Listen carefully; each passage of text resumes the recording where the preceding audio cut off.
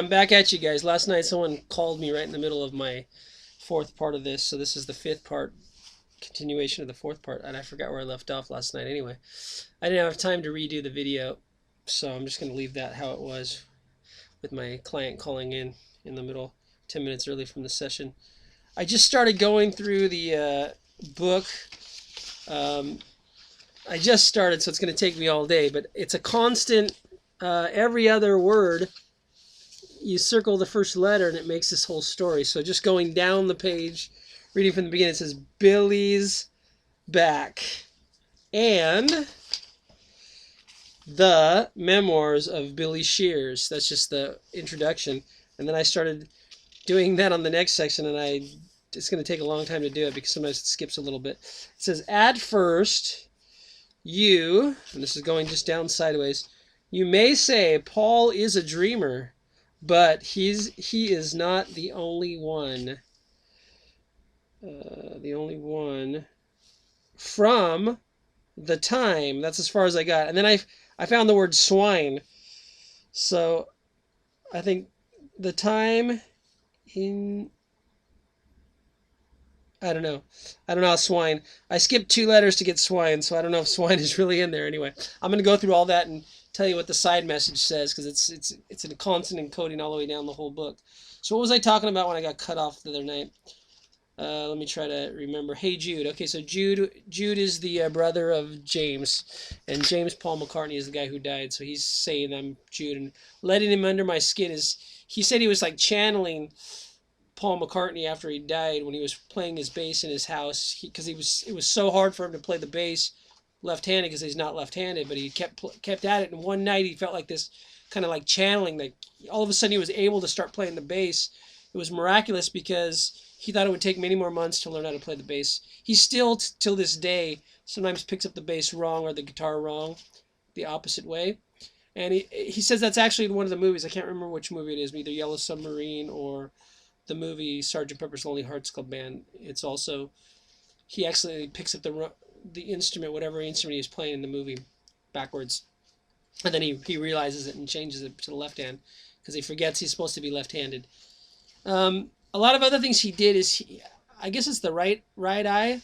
Somehow when Paul McCartney sings, or the old Paul McCartney, he'd always raise this right eye a little more, and John Lennon kept saying, you got to work on that, keep working on it. And he said it would get so sore, he would try to do his eye thing. Just I don't know exactly how he does it. I got to go watch the movies to see exactly how he does it. What's also funny is one of the now Paul McCartney, which is really Billy Shepherd or Billy Shears or Billy Campbell or William Campbell. We don't even know if that's really his name. That was all probably stage names too. One of the other stage names he used was Viv or Vivian something.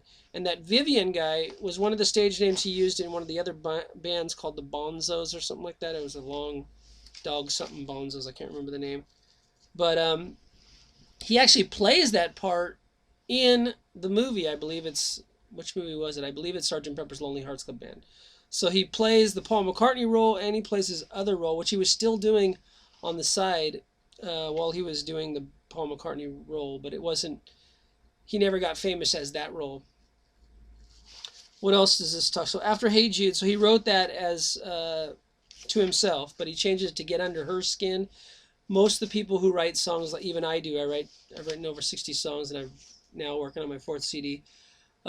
I always change a lot of it just to kind of make it more sellable, and a lot of the personal stuff I kind of change it so it's not so personal. But I keep the original lyrics I wrote from my own memory, and when I eventually publish a book about what all my songs mean, which is hopefully soon, I'll kind of go into what the original meaning of the song was until I decided to release it to the public and make it a little bit different, which is what the Beatles did a lot of their songs.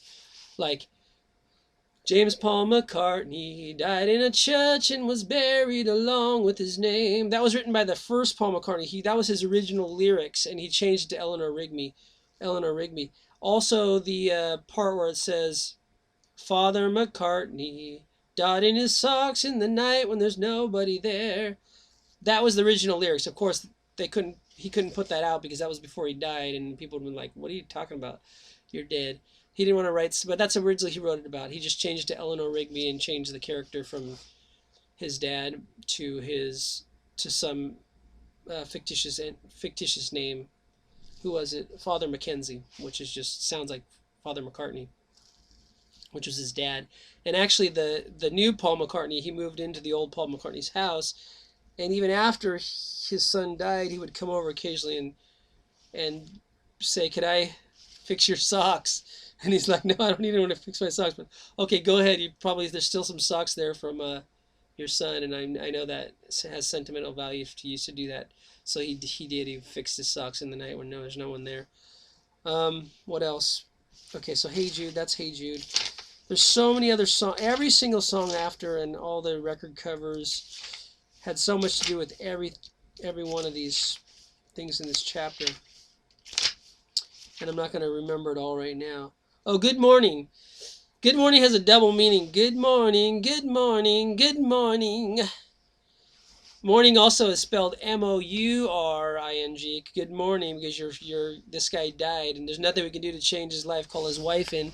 They would just added the wife part in, but that was really about Paul McCartney dying, and there's nothing we can do about it. So let's have a good morning, because they're all mourning. The whole band was mourning. So that whole song is also about the death of Paul McCartney. Almost every song after that they wrote had something to do with. So they went from writing silly love songs, which is kind of funny, because the new Paul McCartney said, "I don't want to join this band if you guys are going to keep writing all these silly love songs." And then after he left and started the Wings, John Lennon was actually in an interview and said, "Paul McCartney, all he's doing nowadays is writing silly love songs," which was kind of funny because that's exactly what this new Paul McCartney, which is actually Billy Shears, said to John Lennon. "I don't want to be in the band, and I'm not going to agree to be in the band if you guys keep writing these silly love songs," because he was just tired of that holy silly love song. So their songs after that were totally about, they occasionally sounded like they were about love, but they weren't really. They were about death, and they were about dying, and they were about resurrecting, and all the other things that they believed Paul went through. They started a whole religion called Paulism, which he cut out of this book, so I ordered the Beatles' Enlightenment, which we'll talk a lot more about that, and I'll get to that when I get to that. Obla di, obla da, life goes on, brah. That also was, there was a lot of messages about what was going on in the band at the time after Paul's death. So Desmond and Molly Jones, the new Paul McCartney wrote these lyrics, otherwise known as Billy Shear or Billy Campbell. And he was thinking as Desmond was Paul McCartney, the first Paul McCartney. He was Molly, the guy who was trying to singer in a band, which was Molly. That was him, the new Paul McCartney. So you think it's two lovers being married, but actually it's not. It's about him becoming the Desmond. But so one day John Lennon was joking with him, and he says, "Oh, so you're Desmond?" And he says, "No, I'm not Desmond. I'm Molly." And he says, "Oh, okay, you're Molly."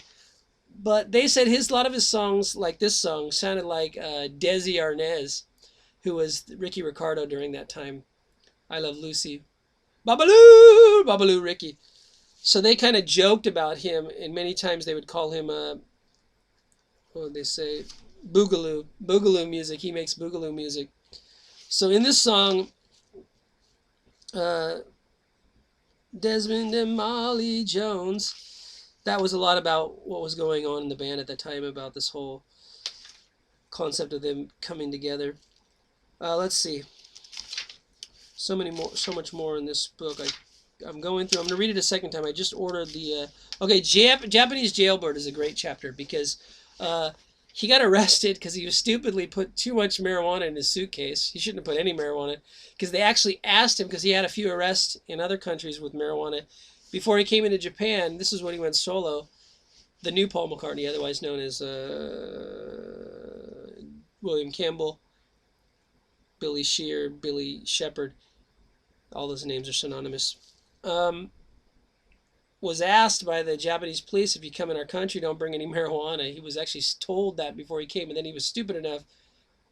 Some side of him probably wanted to rebel against that authoritarian system, and so he stuck way too much marijuana in his suitcase. And they actually showed him the video of the guy in the airport who checked his bags and found the marijuana, and the guy was like so embarrassed that he was finding, he thought it was Paul McCartney. It was not really Paul McCartney, but everyone in the world thought it was Paul McCartney. This was 4 years of him playing the act of Paul McCartney. he this officer kind of wanted to like just forget that he even saw it and put it back in there, but he was realizing he's on video too, so he's like, oh, shit, I guess I got to turn him in. And he doesn't want to. This guy was probably a big fan of the Beatles and probably was a fan of Paul McCartney, but he has to bust him, the cop, the airport guy. So when they go to the police station and everything, and they're interrogating him, they ask him all these questions about his former days, the old Paul McCartney, which he doesn't have any recollection exactly, but he probably was told a lot about what happened to the old Paul McCartney for these arrests that he had. So back in Germany, before he was actually famous in the Beatles, they were even called some other band name, I can't remember the name. He got arrested for arson. But he also got another arrest for arson, which this new Paul McCartney didn't actually know of, and some other arrests that he didn't know about either. And so they were interrogating him, and they're like, "You don't. I'm asking you all these questions, but you don't really know the answers." He's like, "Well, that was a long time. I can't really remember. I mean, I think I burned some letter of some girl, which was actually his girlfriend that he had a baby with, which is named Michelle.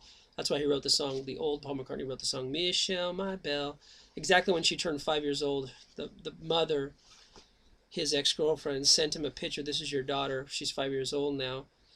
And so he wanted to write that song, Michelle Maybelle, to say, yeah, this is my daughter, but I don't want to be a father right now. So he ended up paying alimony to her, but not as much as the daughter wanted later on when she became older, and she wanted her father to recognize her as her son. And the new father said, I'm not your father. So she took him to court to sue him for not recognizing him, even though the old Paul McCartney did recognize her as the daughter and paid secret alimony to hush money to the his previous girlfriend, who was the mother of Michelle McCartney, who's I think a bass player now in Los Angeles. So anyways, so they went to court, and he says, I'm not the father. So you can take a blood test if you want. You can take a DNA test. So they did that, and they found out, yeah, he's definitely not the father. So this has really puzzled a lot of people, because the first Paul McCartney said he was, and he paid hush money support for this daughter that now this new Paul McCartney is saying, but they didn't know it was two different people. But they actually took pictures after the DNA test, and they sent it to the ex-girlfriend, who's the mother of Michelle McCartney, Michelle Maybelle. And she says, wait a second, that's not Paul McCartney, that's an impersonator. So she wanted to take him to court for impersonating Paul McCartney, and he's saying, so this former girlfriend brought a bunch of witnesses to say, okay, you're saying this isn't my daughter, or this isn't your daughter, but I have tons of witnesses that would say that I never dated anyone during this period of time that I dated Paul McCartney, so I couldn't have possibly got pregnant with anyone else. I was a super good girl. I never slept around with anyone, and I have all these witnesses of people that would say that. He says, you can bring all the witnesses you want, because I'll bring all the witnesses for the last 10 years to prove that I'm Paul McCartney. So he couldn't say that I'm not Paul McCartney, because he's been playing the role by that time he was playing the role for over 10 years, longer than the real Paul McCartney played the role in the Beatles as Paul McCartney. So he can say, I can just bring as much witnesses as you can bring that says you're a clean girl and you didn't sleep around during the time you were sleeping with Paul McCartney. I can bring just as many witnesses that'll tell you that I'm Paul McCartney, because these people know me for the last 10 years as Paul McCartney. So it was a total mix-up. They couldn't really figure out, was he an impersonator or was he not, and they couldn't prove he wasn't or he was. So it was really funny. But then when he's in this police station in Japan, and he's getting interrogated, and he can't answer the questions right about this old Paul McCartney, but these interrogators know they're trying to entrap him, because they know his fingerprints don't match either. So the fingerprints on his suitcase and everything don't match the police records of his fingerprints when he was the old Paul McCartney who got busted for arson. So they're saying, who are you? He says, I'm Paul McCartney. They're like, no, you're not. You're an impersonator, and we're going to arrest you for impersonation. You're here touring Japan as Paul McCartney, and you're not even Paul McCartney. He says, yes, I'm Paul McCartney. He says, how come your fingerprints don't match the original Paul McCartney? And he says, well, I don't know, but I'm Paul McCartney, and I can bring many witnesses to tell you I'm Paul McCartney. I've been touring as Paul McCartney. I've been in the Beatles for all these years as Paul McCartney. This is the new Paul McCartney who's not really Paul McCartney. But the British government is in on this, because EMI is part of the Illuminati, which we'll get later into more, hopefully. And then I'm going to have to read more on this But he just starts touching on the Illuminati at the end of this book, but he doesn't really get into it because a lot of the chapters that were in the 600-page book, this is only, I don't even know how many pages because there's no page numbers. I would guess this book is about 200 something pages. And the next book that I ordered, which talks all about the philosophy of the Beatles and the whole religion of Paulism and the Illuminati's maybe religion a little bit, is about probably the same, about 200 something pages. But the actual memoirs of Billy Shear, that these are two books, excerpts from that book, is about 600 pages. So I'm probably going to order that one later. It's like 30 something bucks. Even the Kindle version is 30 something dollars. So I don't want to pay that much money yet. Although I should, because this book is so good, I know I'm going to order it anyway. I'll read the Enlightenment one. But the dark chapters about the Illuminati and about devil worship and about secret murders is the one you're going to have to read if you read the actual 600-page book, because it's not in this book. They took out those chapters purposely. And in the Enlightenment book, it's not in that book either, because that book's about all their positive stuff. So I can't wait to read that. But he does get a little bit into the Illuminati, controlling EMI and controlling the whole New World Order message that they were trying to get the Beatles to help push. And the Beatles had one of the largest, with the new Paul McCartney, had the largest international television program when they did that, All You Need Is Love. And so anyways, I want to get back more on this. John Lennon said, all this new Paul McCartney is doing, he didn't say the new Paul McCartney, but all that Paul McCartney is doing since he left the Beatles is write silly love songs, which is exactly what that Paul McCartney said when he joined the Beatles. He doesn't want to write any more silly love songs. So as kind of a joke back to him, he says, some people try to fill the world with silly love songs. What's wrong with that? Please let me know, 'cause here I go. I love you. It was a joke back to John Lennon, because John Lennon was saying that all this guy's doing now since he left the Beatles is writing silly love songs, which is kind of funny because that's what John Lennon said. We have to keep writing silly love songs because that's what made the Beatles famous. And this new Paul McCartney says, no, we can still be famous. We can go off into a more enlightened music, and we can really change the whole music scene from these silly love songs. And they actually did that. So the first love song that they allowed on the Sgt. Pepper's was actually Something in the Way She Moves, because the agreement was between the new Paul McCartney and the new John Lennon not to write silly love songs. So when actually George Harrison wrote this Something, it was kind of a love song, they all loved it so much they were like, okay, I guess this isn't going against our promise not to write any more silly love songs, because it wasn't really it wasn't like she loves you, yeah, yeah, yeah. It was more deep and more meaningful, the new George Harrison's version of a love song. And all the other songs, they kind of put a love message in there somewhat, but it wasn't like the silly love songs that they were writing, and the silly love songs that the new Paul McCartney wrote afterwards, like I love you. He purposely did that just to kind of make fun of John Lennon, saying we can't, all he's doing now is writing silly love songs. It was kind of a punch back at him. Anyway, they were constantly feuding after this, because also the whole band, the new Paul McCartney only did 4 years as Paul McCartney in the band, and then he broke up the band, and they were all like, you can't break up the band. You made a promise to be Paul McCartney. He says, I'm still Paul McCartney. They're like, what, you're going to take Paul McCartney's name and do it solo? What am I supposed to do? Tell people I'm not Paul McCartney and be my old character? And, that's not going to work. They know me as Paul McCartney. So he had this whole, all the Beatles were kind of mad at him after that, because he was now taking all the fame of Paul McCartney. But actually, by that time, he had already written 4 years of the best Beatles ever, released 4 or 5 records after that were so much better writing than the previous Paul McCartney, and his singing so much better, his bass playing so much better. He even got Ringo to drum so much better because he is a drummer. And the old Paul McCartney didn't even know how to read music. So the new Paul McCartney not only knew how to read music, he knew how to write full scores for orchestras. So he had orchestra pit stuff that he wrote, along with the producer writing a lot of the orchestra scores, but he actually wrote a lot of them too, which the old Paul McCartney couldn't even read music. So there's a major difference in his musical ability. If you look on this album, this back of the cover, it shows a palm. Palm is their sign of Paul McCartney, palm.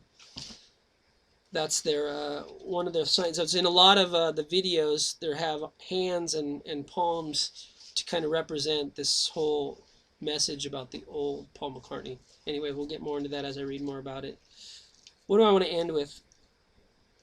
Okay, so many of the other bands also that they were in collaboration with during the time also wrote songs about Paul McCartney's dead. Um, One of them was Bernie Taupin wrote the song, all the songs for not Billy Joel. I was going to say Billy Joel, Elton John, and a lot of those songs, that whole album, Goodbye Yellow Brick Road, is right after they told Bernie Taupin and Elton John that the story about Paul McCartney died in 1960. They were feeling in 1966. They didn't know that until, I don't know, whenever they told the story and they released that album. So that song, Goodbye Yellow Brick Road, is a lot about their feeling of like, because they were also fooled by the new Paul McCartney until they were told, no, he's not really the Paul McCartney, you know. And a lot of the songs that Bernie Taupin was writing and Elton John was singing or writing the music for and singing, they really looked at one of their biggest influence was Paul McCartney. But then to find out Paul McCartney isn't Paul McCartney and which one of them was more influential, it's kind of hard to say. But a lot of people thought that Elton John really copied a lot of Paul McCartney stuff. So did Billy Joel. Billy Joel's first few albums sound like the second Paul McCartney more than the first Paul McCartney. Hey Jude, for one, if you listen to a lot of the early Billy Joel stuff, I mean, it's almost, even his screaming at the end is the new Paul McCartney screaming, which the old Paul McCartney didn't do.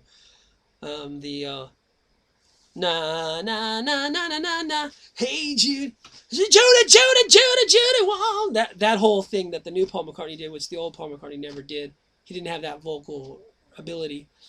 Billy Joel copied a lot of that stuff in his early few albums.